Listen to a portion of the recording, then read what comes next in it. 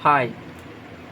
आज मैं इस वीडियो में बात करने वाला हूँ कि ऐसे क्या क्या प्रोटीन के सोर्स होते हैं वेजिटेरियन एंड नॉन वेजिटेरियन में, दोनों को कंबाइंड करके बताऊँगा। और ना खाली वेजिटेरियन और ना खाली नॉन वेजिटेरियन के लिए बताऊँगा, मैं दोनों को कंबाइंड करके बताना। अगर उसमें से आप अगर छाँट सकते हो तो आप छाँट कर कंज्यूम कर सकते हो। वैसे मैं कंबाइन करके बताऊंगा। एंड हाई बायोबिलिटी वाली भी बात करूंगा, एंड कुछ ऐसे सोर्स जिसमें प्रोटीन तो होता है लेकिन उतना बायोबिलिटी वाली नहीं होता है। दोनों के बारे में बात करने वाले हैं। सबसे पहले बात कर लेते हैं बायोबिलिटी वाली प्रोटीन की। तो बायोबिलिटी वाली प्रोटीन अगर आप लेना चाहते हैं तो उसमें आपको कोई भी डाउट नहीं है, आप किसी भी प्रकार के नॉन वेज आइटम को खा सकते हैं। इसमें आपको हाई मात्रा में हाई बायोबिलिटी वाली प्रोटीन मिलेगी, जो कि सबसे बेस्ट होता है। इससे बढ़िया प्रोटीन आपको कहीं भी नहीं मिलेगा। वे प्रोटीन से भी अच्छा है वो वे प्रोटीन, जो कि एक सप्लीमेंट है जिससे आपको ब्लोटिंग ये सब भी इशू हो सकती है। लेकिन आप अगर नॉन वेजिटेरियन को कंज्यूम करते हैं तो इससे आपको कोई भी प्रॉब्लम नहीं दिखने के लिए मिलेगी। और यही जो है एक प्रकृति का, जब हम लोगों को भगवान जिसने भी इस यूनिवर्स ने हम लोगों को तैयार किया होगा, तो प्रोटीन के सोर्स पर हम लोगों को यही बनाया गया था। एक तो मिल्क और दूसरा non vegetarian item.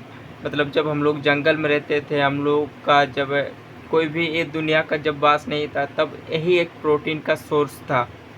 Non vegetarian and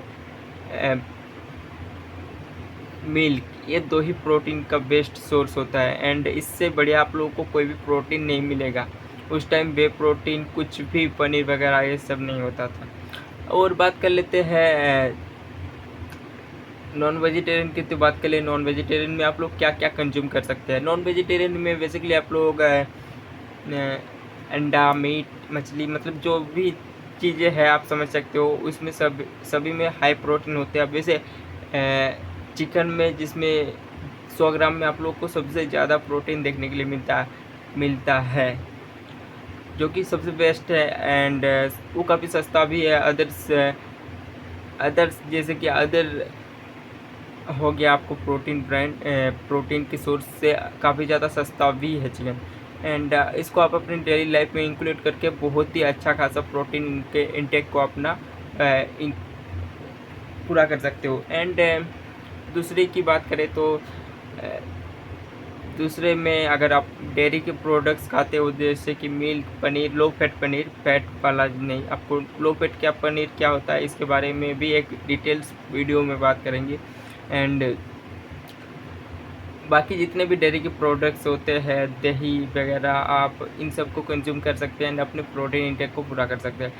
and बात कर लेते हैं दाल के बारे में, दालों के बारे में। तो दालों में प्रोटीन तो होता है लेकिन उसमें कार्बोहाइड्रेट भी ज़्यादा होता है। मतलब आप लोगों को कैलोरीज भी काफ़ी ज़्यादा मिलेगी प्रोटीन के साथ साथ। और वो बायोअवेलेबिलिटी वाली प्रोटीन सोर्स नहीं होती है। मतलब वो जब आपकी बॉडी में जाएगा वो पूरी तरह से एब्जॉर्ब नहीं होगा, वो वाला प्रोटीन दाल में होता है। एंड में भी आप अगर दाल से 15 ग्राम प्रोटीन इंटेक को कंप्लीट कर रहे हैं, जो कि इम्पॉसिबल है। 15 ग्राम आप सिर्फ दाल से ही एक बार में कभी इंटेक को नहीं पूरा कर सकते। एंड कर रहे हो, अगर कर भी रहे हो तो आप उसमें मान लेते हैं कि 15 ग्राम मिलता है, तो 15 में से आपको बस 10 ग्राम 12 ग्राम इतना ही एब्जॉर्ब होगा, पूरी तरीके से एब्जॉर्ब नहीं होगा। एंड बात कर लेते हैं जो कि वेजिटेरियन में सबसे ज़्यादा जो प्रोटीन का बेस्ट सोर्स होता है, I think soybean, soya chunks. इससे अच्छा कोई भी प्रोटीन का सोर्स शायद ही वेजिटेरियन में है, जो कि सबसे बढ़िया प्रोटीन का सोर्स है। इसमें आप लोगों को 100 ग्राम में आप लोगों को तकरीबन 50 ग्राम तक का प्रोटीन देखने के लिए मिल जाएगा। एंड जो कि काफ़ी अच्छा प्रोटीन भी होता है। ये भी मतलब उतना ज़्यादा नहीं होता है, लेकिन ये जो है आप तब आप लोग सोचोगे कि ये तो फिर हम लोग यही खाएंगे और कुछ खाएंगे ही नहीं, तो इससे दिक्कत भी आप लोग को हो जाएगा। अगर आप 100 ग्राम भी खाते हैं तो भी आपको काफ़ी ज़्यादा दिक्कत हो सकती है। मैं भी आप एक दिन खा के ट्राई कर सकते हो। अगर कोई आपके ऊपर सूट कर गया तो बाद में आप खा सकते हो, लेकिन अगर आप ज़्यादा खाओगे, सूट नहीं करेगा, तो आपको ब्लोटिंग, गैस, ये सब समस्याओं का प्रॉब्लम देखने के लिए मिल सकता है। तो आप सोच समझ कर इसको कंज्यूम करना।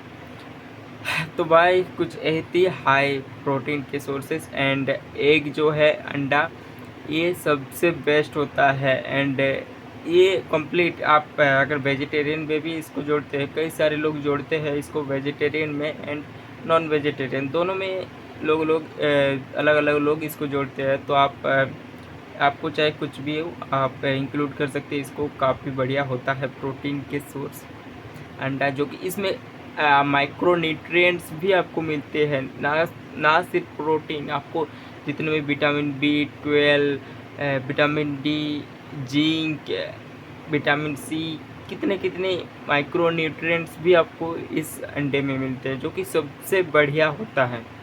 बाय।